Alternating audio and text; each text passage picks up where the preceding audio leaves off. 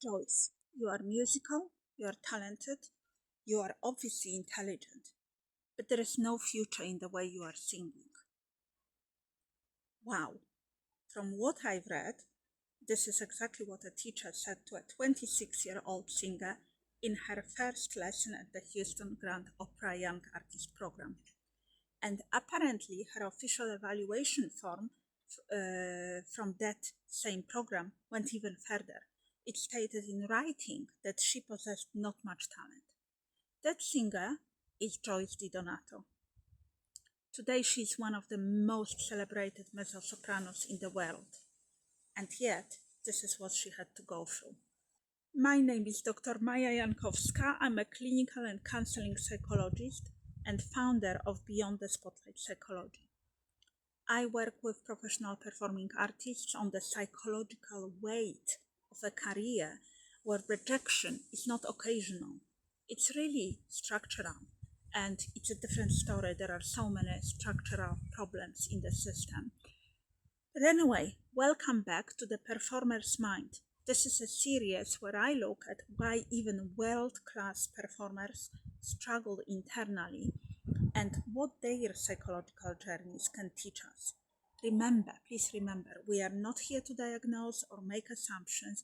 We don't know the whole story. I'm only utilizing what's available in the public domain. But we can look at those experiences and think about what they can teach us about our own struggles. And today, we are learning from a great teacher, really great, Joyce Donato. Donato has spoken openly about rejection, multiple rejections, about being underestimated, and about the internal work that followed that she had to actually engage in to overcome those troubles. And that is what I want us to look at today. So at 26, like we said, Donato was told directly there was no future in her voice. Her classmates from the same program left with management. She did not secure a presentation until later. So she had to just watch peers move forward while being told, at least on paper, that she lacked what it took. But here is what really interests me clinically, and what we can learn, glimpse, learn, and hopefully implement in our approach. Donato has described asking herself a very specific question after that evaluation. And it wasn't, am I good enough? Am I not good enough? Versions of that. Instead, something different she was asking. She was asking, why aren't they seeing all that I have to offer inside?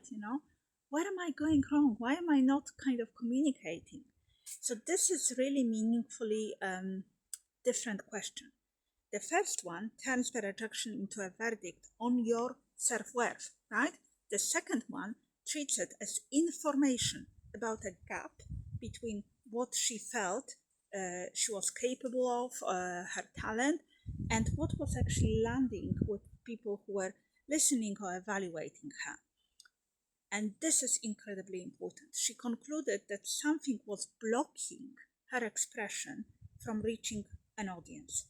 Not that the expression wasn't there.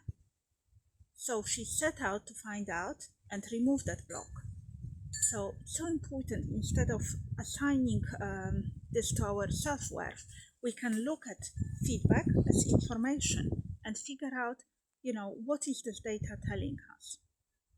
This is close to what in the clinic we sometimes work through using therapies like EMDR or brain spotting, sometimes internal family systems as well. So it's not about managing a symptom, but creating what is locating what is actually in the way, figuring it out, and then reframing. But even with that reframe, the role did not shorten.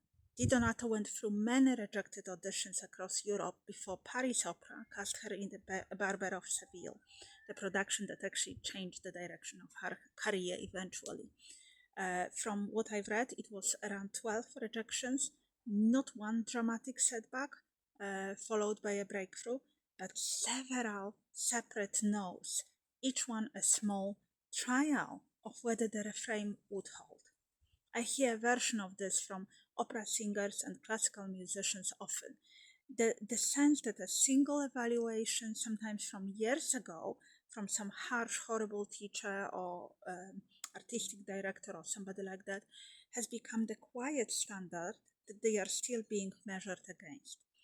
If that pattern feels familiar, if you experience because of that some type of imposterism feelings, I built a short quiz that identifies which type of imposter pattern you're actually working with, because the pattern matters more than the general label, and then you can work with it in a specific way. I'll leave the link below. There is one more detail I want to leave you with. Di Donato has spoken about keeping her old rejection letters. Wow, why would you do that? It's not to relieve those failures or rejections. She has described the value of holding onto them as evidence of a road actually traveled, the distance she had to travel, rather than letting memories move it over into an easier story, which sometimes our memories do. The teacher who told her that there was no future in her voice was wrong about the future.